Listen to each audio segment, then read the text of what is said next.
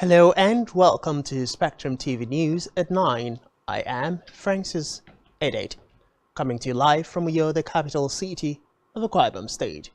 We'll take a look at the headlines.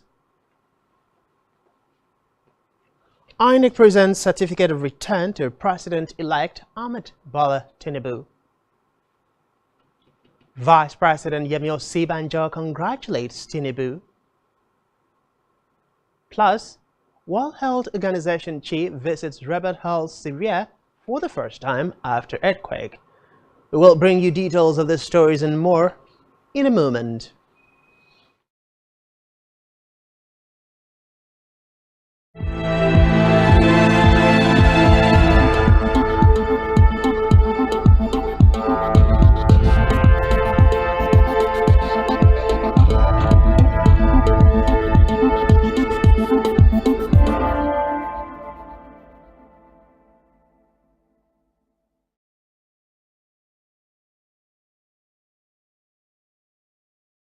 So good to have you joined us. First in the news tonight, Independent National Electoral Commission today presented a certificate of return to the President-elect Bola Ahmed Tinubu.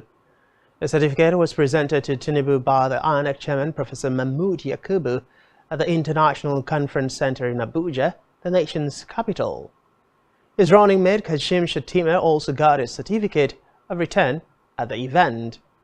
The presentation came a few hours after Tinubu was declared the winner of the Saturday, February 25 poll, garnering 8,794,726 votes to defeat his closest rival, Atiku Abubakar of the PDP, who scored 6,984,520 votes. Tinubu, the All Progressive Congress APC flag bearer, took his first shot at the presidency for the first time in a keenly contested race. A 70-year-old former Lagos governor came out top in 12 of Nigeria's 36 states and secured significant numbers in several other states to claim the highest number of votes. Still on electoral matters, the Independent National Electoral Commission INEC has declared the All Progressives Congress presidential candidate Bola Ahmed Tinubu president-elect. A former Lagos state governor was declared the president-elect after the 70-year-old polled 8,794,726 votes to win the 2023 presidential elections.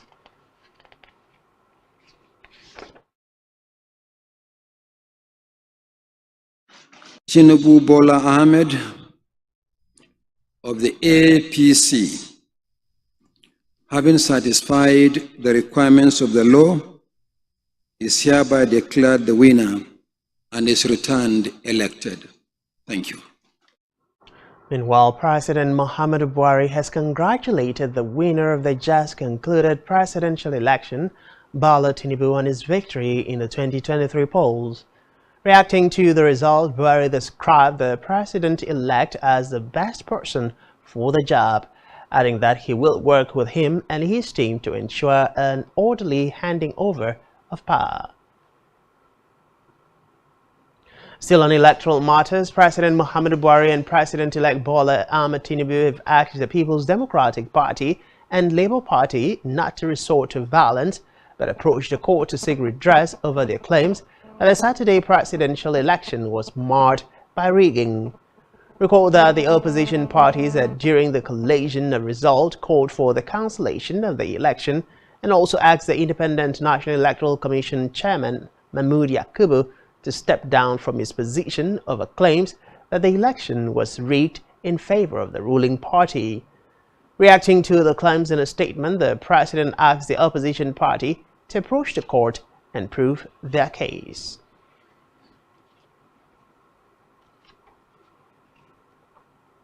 Meanwhile, Vice President Yemi Osinbajo today paid President-elect Bola Tinubu compliments on his victory at the recently concluded 2023 presidential election. Tinubu, who campaigned on the platform of the All Progressives Congress APC, was declared the winner by the Independent National Electoral Commission INEC in the small hours of the same day. After a hard-fought battle, the former Lagos State Governor defeated Atiku Abubakar of the People's Democratic Party and Peter Obi of the Labour Party in the February 25 poll. Before Tinubu's emergence as the party's candidate, Osibanjo was one of his major challengers at the June 6, 2022 APC presidential primary, a move many of the political godfather supporters found to be disloyal. In another development, the Senate has confirmed the nomination of Mahmouda Issa as the Resident Electoral Commissioner (REC) of the Independent National Electoral Commission (INEC). The resolution of the upper chamber follows its consideration and adoption of the report of the committee on INEC that screened the nominee. The report was presented by Senator Sadiq Umar, APC Kwara North, on behalf of the chairman of the committee, Senator Kabiru Gaya. The committees observed that Issa had satisfied the requirements of Section 154, subsection 1, Section 14, subsection 1 and 2 of the Third Schedule, Part 1F of the Constitution and Orders 119 and 121 of the Senate Standing Orders 2015 as amended. The committee recommended that the nominee be confirmed. Still from the red chambers, where the Senate has congratulated the All Progressives Congress APC presidential candidate Bola Ahmed Tinubu on his victory in the just concluded 2023 presidential elections. During plenary, the Senate President Ahmed Lawan described Tinubu's victory as heroic.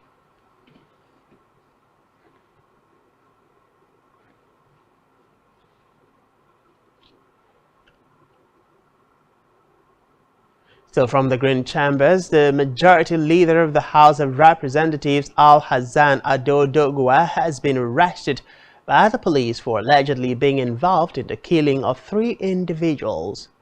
Doguwa, who represents Doguwa Tudun Gwada Federal Constituency of Kano State, is a member of the ruling All Progressives Congress APC. Police authorities confirmed the arrest today, stating that Doguwa was apprehended at the Malam Aminu Kano International Airport. According to reports, the lawmaker is suspected of leading an attack on the Independent National Electoral Commission INEC office in his constituency, which resulted in the death of 6 people. It was alleged that the INEC officials declared Doguwa the winner of the election at gunpoint. In the meantime, the ruling All Progressives Congress APC has ascribed the victory of its presidential candidate Asiwaju Ahmed Bola Tinubu and his running mate Kashim Shettima as well-deserved accomplishment. The party also said the renewal of the mandate of the APC-led administration was an indication that the party remains the preferred choice of Nigerians. This is contained in the party's congratulatory statement to the president-elect and his vice president-elect by the National Publicity Secretary Felix Moka in Abuja today. Dedicating the victory to the Nigerian people, the ruling party admitted that the overwhelming support by the people resulted in a renewed mandate for the party.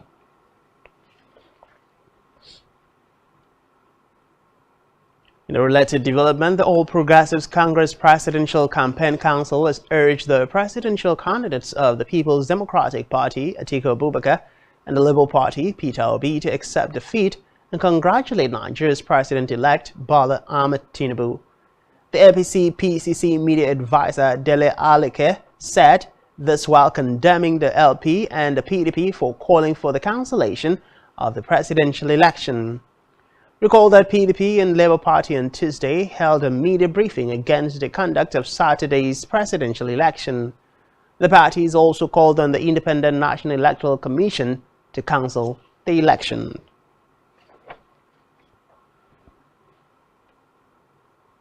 Meanwhile, the former governor of Ekiti State and immediate past chairman of the Nigerian Governors Forum, Kayode Fayemi, congratulated the president-elect Asiwaju Bola Tinubu on his victory at the February 25 presidential election. Fayemi, in a press statement issued by his media aide Ahmed Sajo today, while advocating for a government of national unity, commended the political resilience, brilliance, and shrewdness of Tinubu, adding that the president-elect had over the years mentored a vast number of Nigerians, political leaders, and worked hard to develop and sustain progressive ideology in Nigeria. He noted that Tinubu was the leader of opposition politics when it was not fashionable to be in the opposition in Nigeria, but through hard work, foresight, and compromise, he worked with other leaders, formed the APC, which has now won 3 consecutive presidential elections. Fayemi said he trusted the administration of Tinubu to fight for the interests of ordinary Nigerians, adding that the former Lagos State governor would work for the peace, progress, and economic prosperity of the nation.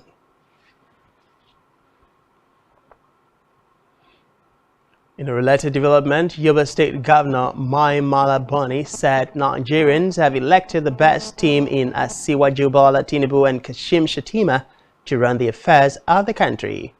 Buni, while congratulating the president-elect in a statement by spokesman Mama Mohammed, said the election of the duo signifies great hope for the country.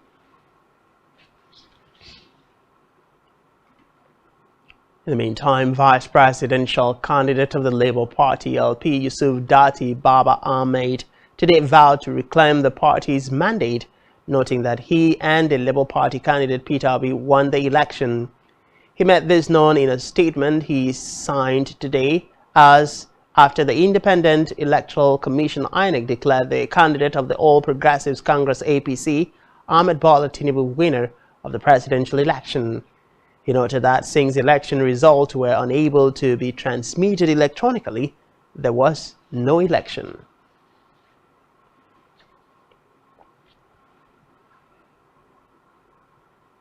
More developments from the just concluded elections, where the Labour Party candidate in the 2023 presidential elections, Peter Obi, will be addressing Nigerians following the declaration of Bola Ahmed Tinubu of the All Progressives Congress APC as the winner of the Independent National Electoral Commission INEC. Obi disclosed this today in a post via his verified Twitter handle. He said he would in no short time address Nigerians and the international community.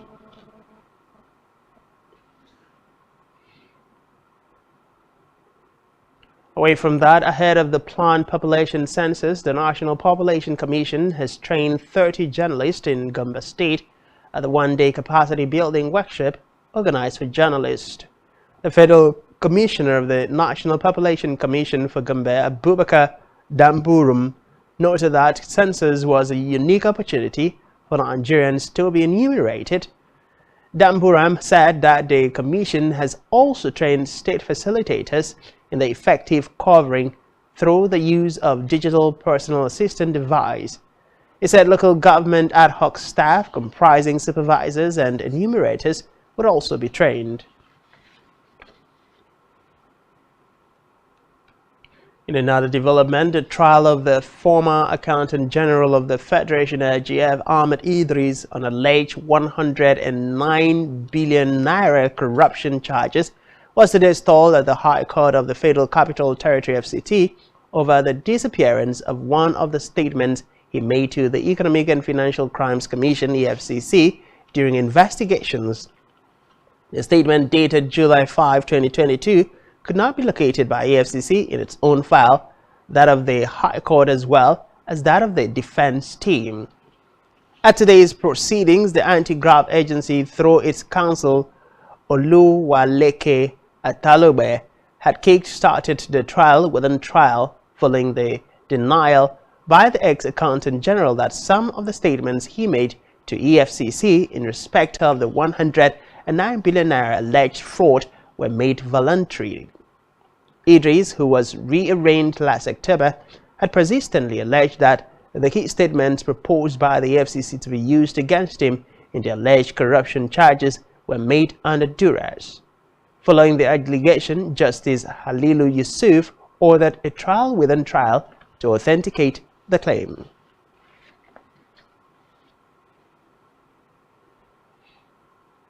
In education, the Joint Admissions and Matriculation Board JAM today dismissed 2 of its staff for gross misconduct. JAM identified the 2 dismissed staff as Bilimanu Ishaku and Andrew Anebi, candidates from its Benue State branch office in Makati. A statement by JAM spokesman Fabian Benjamin today accused the dismissed staff of document forgery. The body noted that the dismissal took effect on 27 February 2023. JAM said the dismissal was subjected to the Public Service Rule 030401.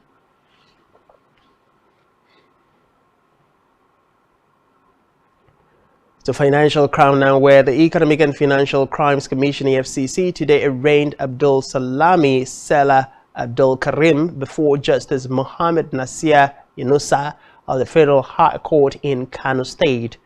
The defendant, popularly known as A.A. Zara, was arraigned on a 4-count charge of obtaining by false pretense. In August 2014 in Kano, Zara allegedly obtained the sum of $200,000 from Jaman Al-Atmi, claiming he had the capacity to partner with him for a joint venture business. The EFCC said the representation was false and contrary to Section 1, subsection 1A of the Advanced Fee Fraud and Other Fraud-Related Offences Act 2006 and punishable under Section 1, subsection 3 of the same Act. Meanwhile, Zara pleaded not guilty to the charges when it was read to him.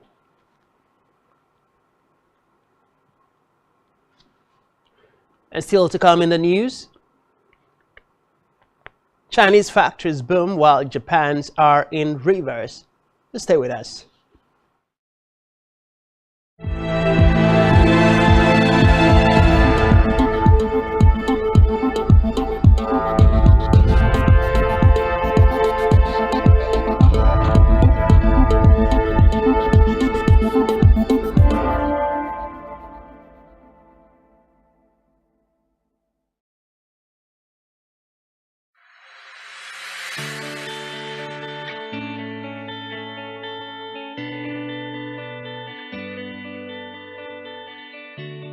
Every day, we bring you up-to-date information on topical issues affecting the common Nigerian. From issues on politics, hello Nigeria, I remain committed.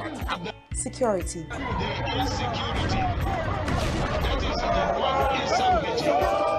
education, health, lifestyle, and so much more. Join Janice Kobum and Uyai Anyeken every weekday from 7 a.m. to 9 a.m. on Rise and Shine Daily, exclusive on Spectrum Television.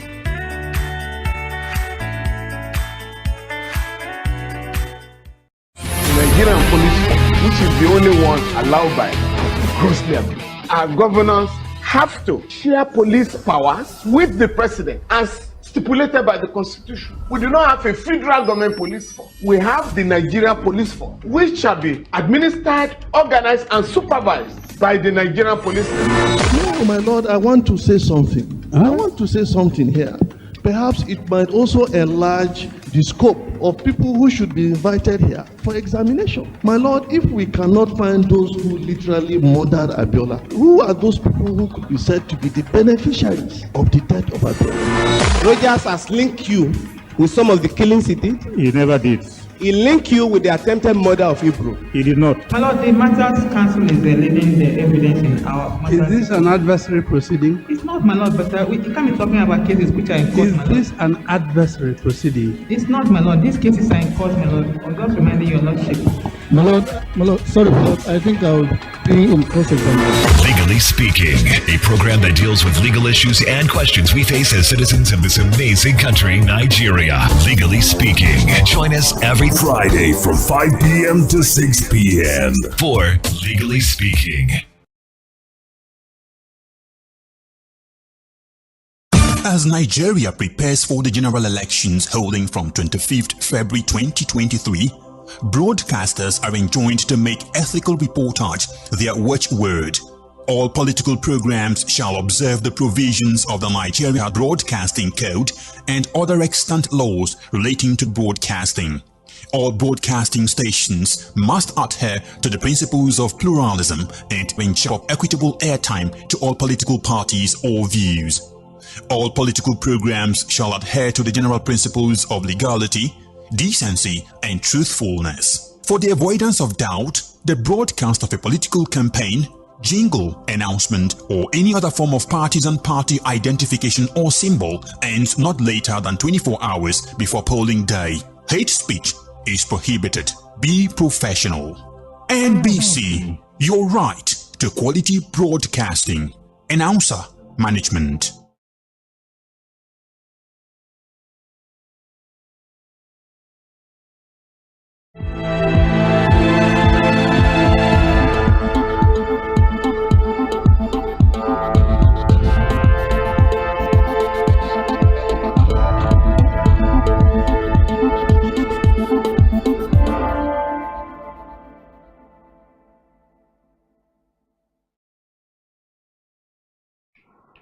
Many thanks for staying with us. We move now to the rest of the news stories.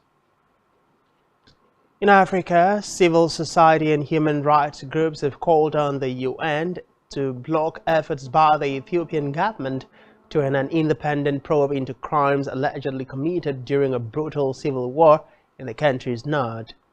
The more than 60 organizations include Amnesty International and Human Rights Watch.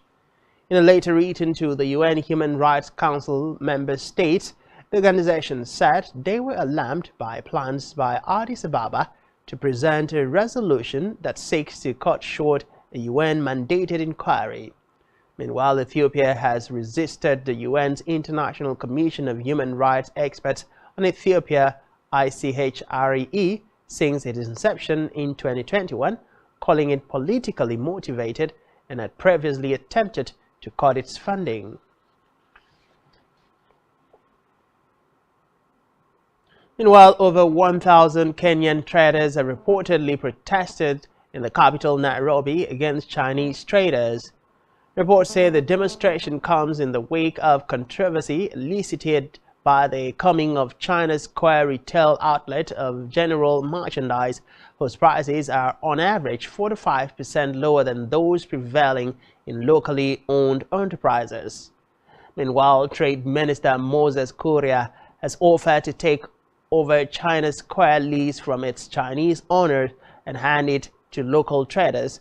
But Kuria Singwei, the principal secretary at the Kenya's Ministry of Foreign Affairs, stressed on Twitter that all investors are welcome, irrespective of their nationality.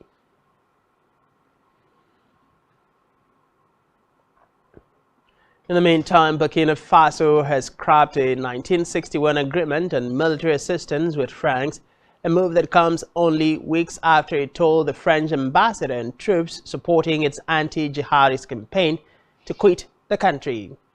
The Burkina Faso Foreign Ministry advised the French government that the country was renouncing the technical military assistance agreement reached in Paris on April 24, 1961. Meanwhile, the accord was forged between the newly independent Republic of Upper Volta, as Burkina Faso used to be called, and its long-time colonial power. It is one of the legal bases for French military support in the deeply troubled Sahel state.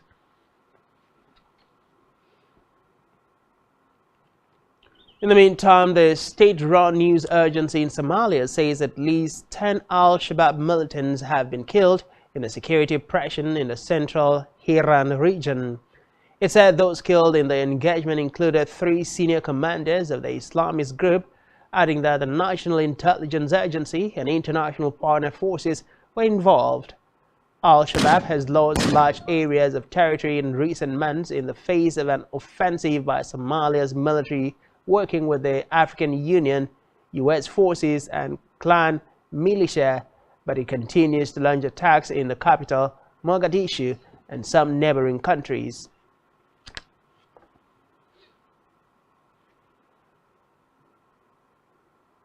Elsewhere, flooding in Mozambique has isolated the town of Maboti in the southern province of Ihambani, with the Mafin-Mboti Road, the only land connected to the rest of the province, cut off.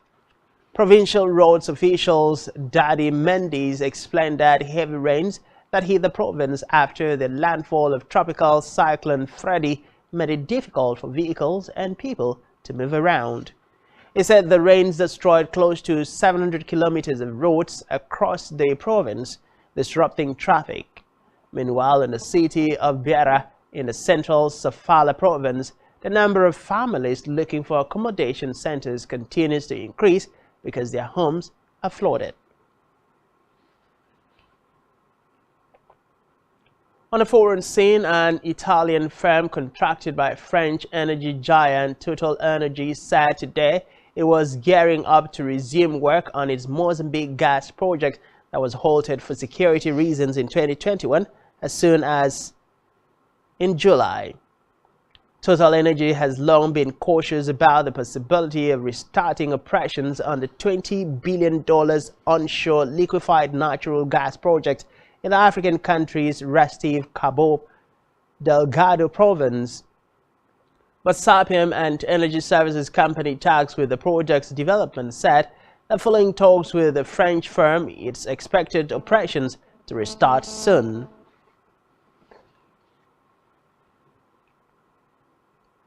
Meanwhile, ahead of the 2023 International Children's Day of Broadcasting, the United Nations Children's Fund, UNICEF, has called for adequate funding of primary education to create an increased demand for quality education. The International Children's Day of Broadcasting, ICDB, celebrated every 4th of March, was instituted by the Children's Charity in 1991 to galvanize support among broadcasters on global issues that affect children. The theme for the 2023 commemoration, More Money for Primary Education, is a direct reflection of the need for more investment in education following the recorded deficits caused by the out-of-school children syndrome in the country. Reports say although primary education in Nigeria is officially free and compulsory, about 18 million children between the ages of 5 and 14 do not attend any formal classes and have never been to school.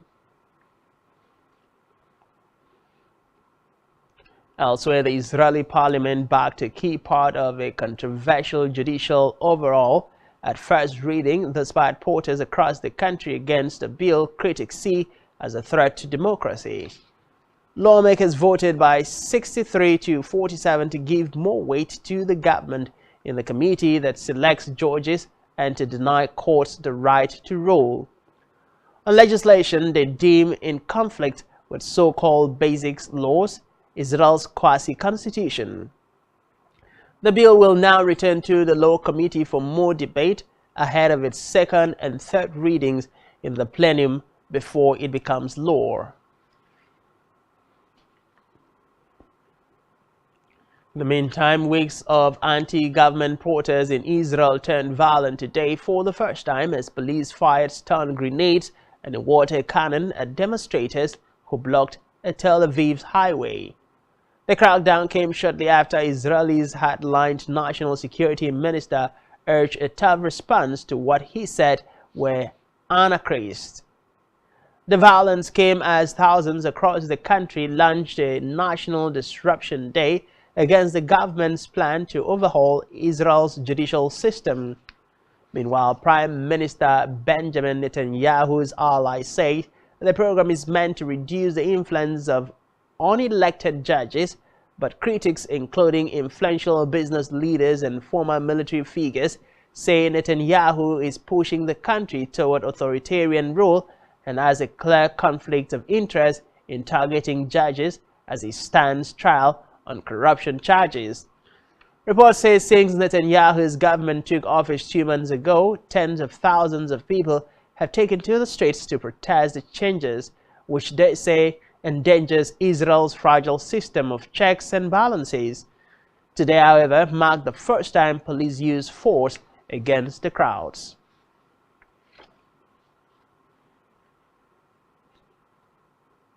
Meanwhile, Finland's parliament today voted overwhelmingly in favor of joining NATO ahead of ratifications from Hungary and Turkey, increasing the likelihood it will enter the alliance before Nordic neighbor Sweden.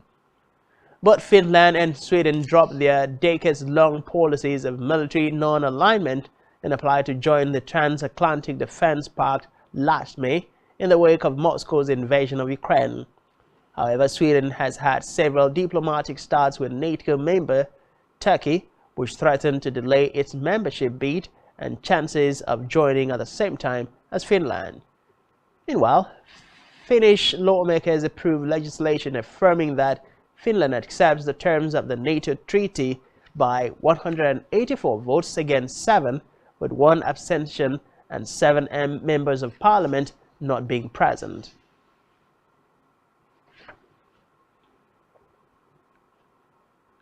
In another development, Colonel Smak and his team of Ukrainian volunteers have managed to destroy 3 attack drones Russia launched on Kyiv, shooting them down with ancient Red Army machine guns. Russia has been sending huge waves of Iranian Shahed drones across the country in recent months, many targeting power networks. Unlike cruise missiles, they fly relatively slowly and their small engine is noisy, so soldiers can track them by sight and sound. According to reports, he enlists a team of 80 civilian volunteers, some retired and others working, who keep watch for drones day and night.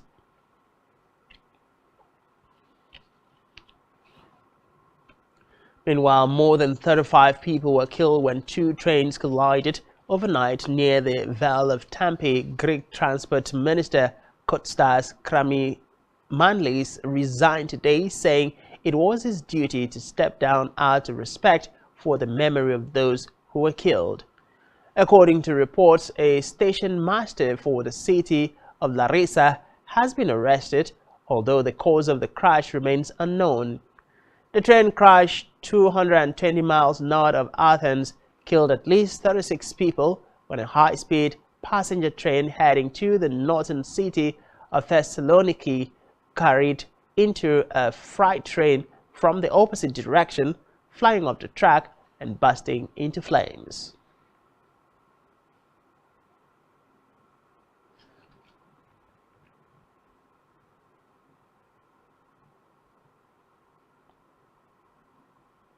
And elsewhere, World Health Organization Chief Tedros Adhanom Ghebreyesus today urged the international community to help earthquake-hit northwest Syria on his first ever visit to the rebel-held areas of the war-ravaged country.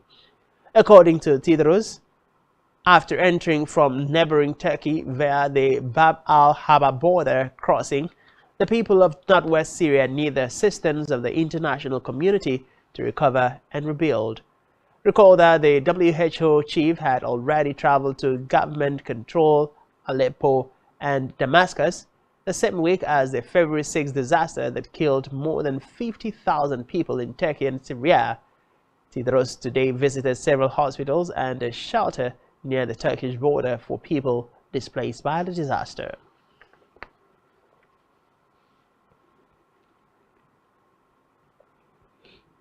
And now it's time for the latest business and stock market stories. Here's Blyden. Okay. Hello, Blyden.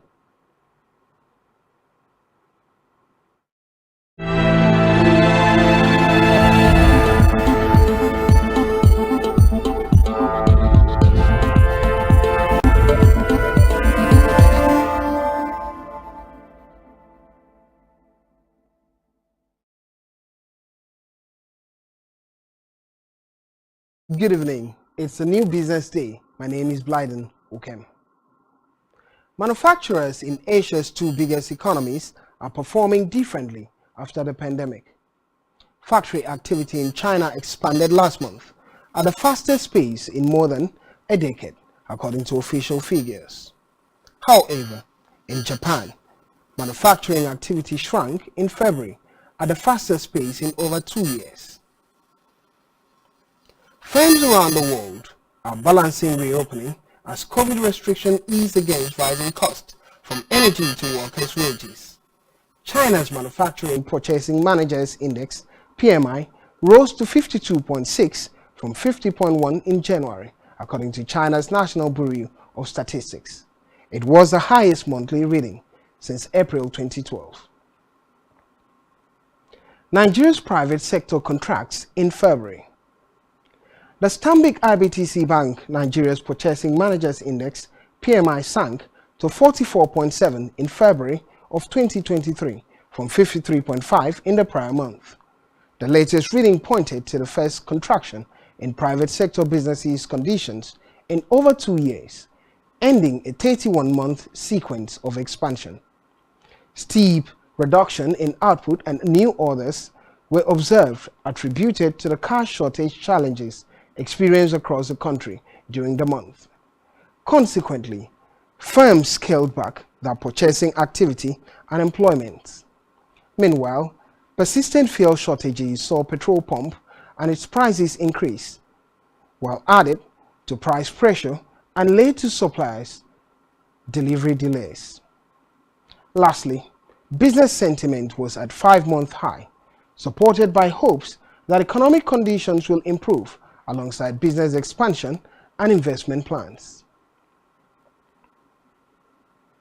The International Monetary Fund has disclosed that only 24% of loans disbursed under the Anchor Borrowers Program of the Central Bank of Nigeria have been repaid.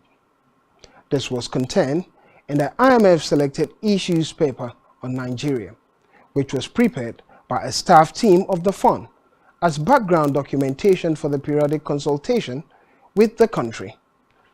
According to the IMF, agricultural credit in Nigeria has not significantly boosted production, even though there is the challenge of targeting the right recipients for the credits. It's time for the Nigerian stock market report.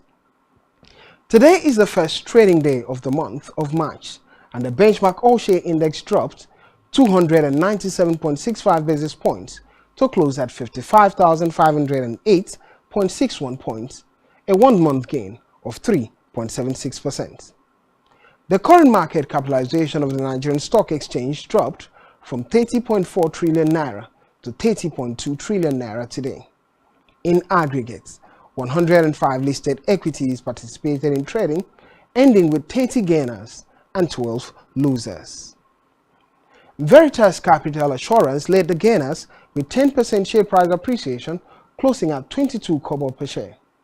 While on the losing side, John Holtz came out last with an end-of-day price depreciation of 9.66% at 1 naira 59 kobo per share.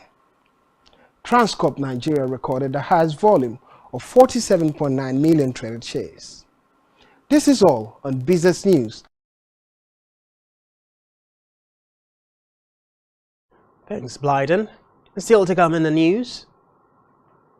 Danny Vance criticizes ATP and WTA threats to strip LTA of pre-Wimbledon events. Just stay with us.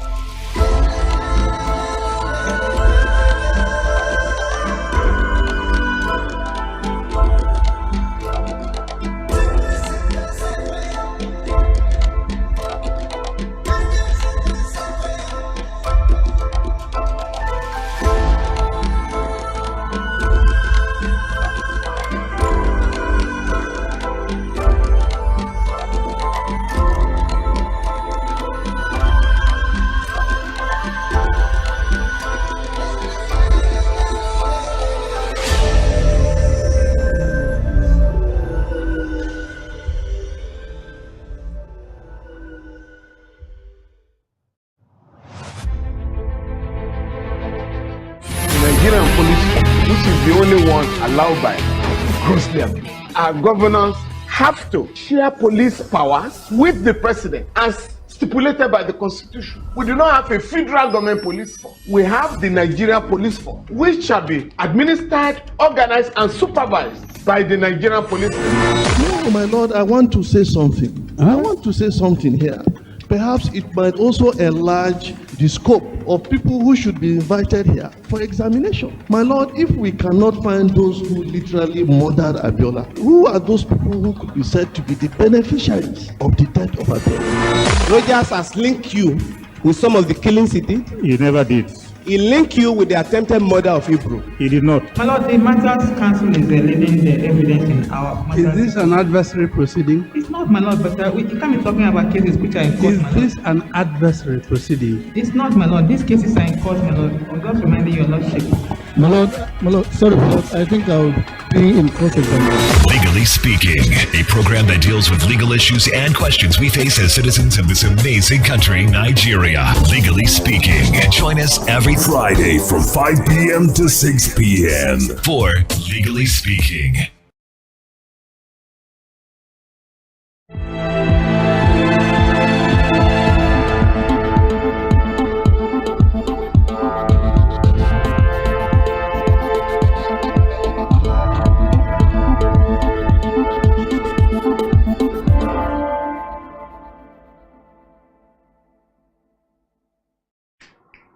Many thanks for staying with us. Now to the rest of the news stories. In health, U.S. pharmaceutical giant Eli Lilly announced today it was cutting the cost of its most commonly prescribed insulins by 70% after years of soaring prices that hit millions of Americans living with diabetes. The announcement comes as the cost of insulin has surged in recent years, with demand increasing significantly. As well, the company added it would cut the price of its non-branded insulin to $25, a viral starting May 1. According to reports, it will also lower the price of Humalog, its most commonly prescribed insulin, and Humulin by 70% starting in the fourth quarter of this year. Still in health, the former president of the Association of Psychiatrists of Nigeria, Professor Taiwo Shaik, has urged Nigerians to embrace happiness to enhance their optimal mental well-being. Shaik of the Pharmaceutical Psychiatric Department, College of Medical Sciences, Ahmadu Bello University, Zaria, made the call in an interview with newsmen in Lagos.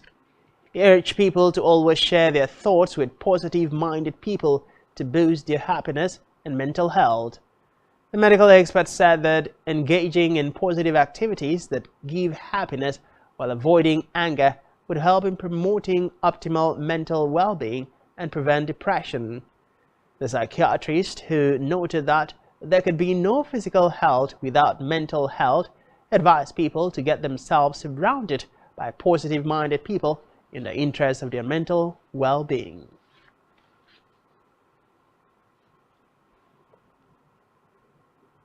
And elsewhere, a large study has revealed that 1 in 10 early deaths could be prevented if everyone engaged in a small amount of daily exercise, such as a brisk 11-minute walk. Meta-analyses published in the British Journal of Sports Medicine disclosed that 75 minutes a week, or less than 11 minutes a day walk, could prevent 1 in 10 of those early deaths. That included a 17% reduction of heart diseases and a 7% fall in cancer. Reports say cardiovascular diseases such as heart attack and stroke killed 17.9 million people globally in 2019, while cancer accounted for nearly 10 million deaths the following year, according to the World Health Organization.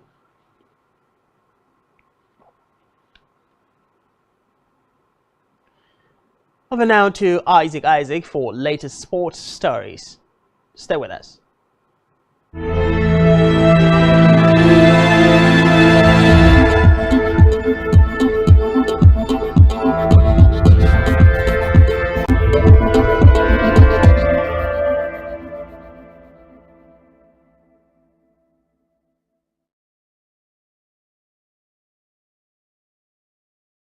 Well, thank you very much.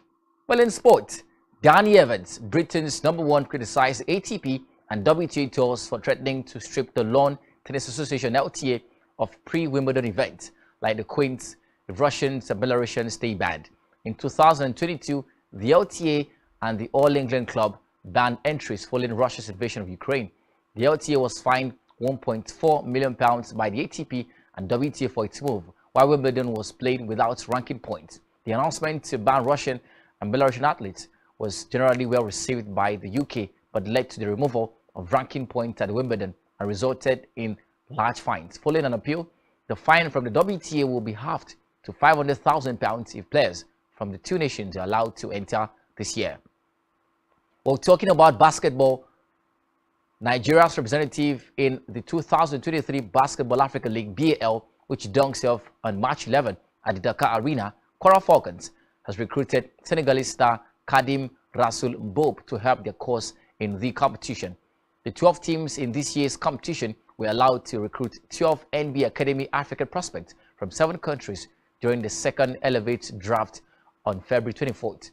The 2023 BAL season will feature a total of 38 games in Dakar, Cairo, and Kigali over the course of 3 months. Among the new draft are 4 Nigerians, 2 Congolese, 2 South Sudanese, 1 Egyptian, 1 Cameroonian, 1 Senegalese, and 1 Malian.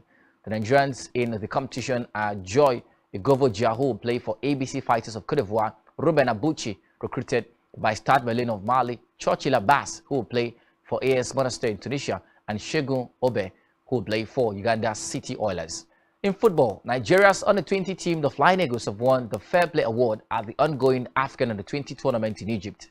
Despite finishing with 4 yellow cards and 1 red card, CAF has awarded the Fair Play Award to the Flying Eagles. Nigeria's under-20 team finished second in Group A with 6 points. The 10-man Flying Eagles lost 1-0 to Senegal in their first game and defeated Egypt under-20 and Mozambique under-20 1-0 and 2-0 in their next games. They picked up 2 yellow cards and 1 red in their first game against Senegal, 1 yellow card in each in the games against Egypt and Mozambique. Well, later tomorrow, Nigeria will play against Uganda under-20 for a place in the semi-final of the tournament. The win will also secure their place in the 2023 FIFA Under-20 World Cup. The Flying Eagles will be playing in their 8th quarterfinal on Thursday. In fact, they have featured in the knockout stages in every African Under-20 they have participated in. And we hope that they put up a fine performance this time around. Well, that's it on sports. My name is Isaac.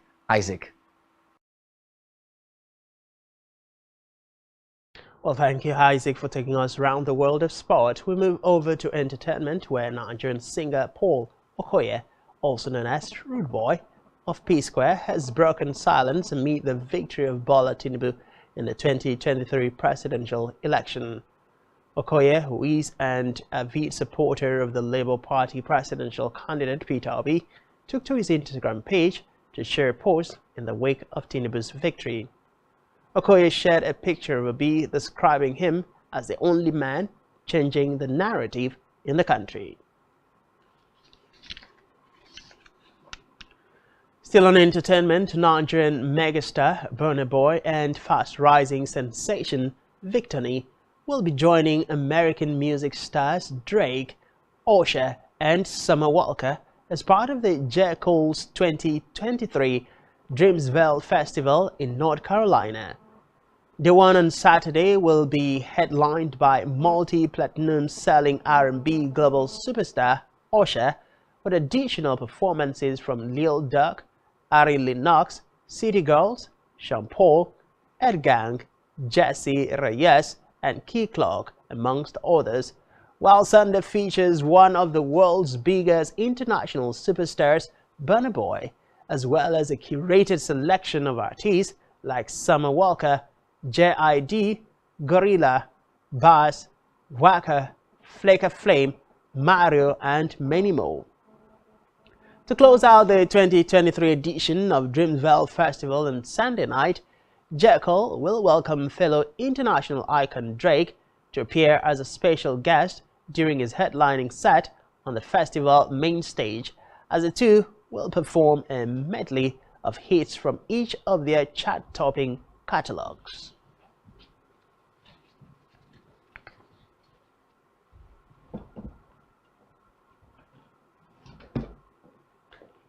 And that's all we have for you at this time. Do ensure to follow us on social media and subscribe to our YouTube channel, all of which you can find on our website, spectrumtv.ng. You've been watching Spectrum TV News at 9. I am Francis Adet. Many thanks for being there, and do have yourself a lovely evening.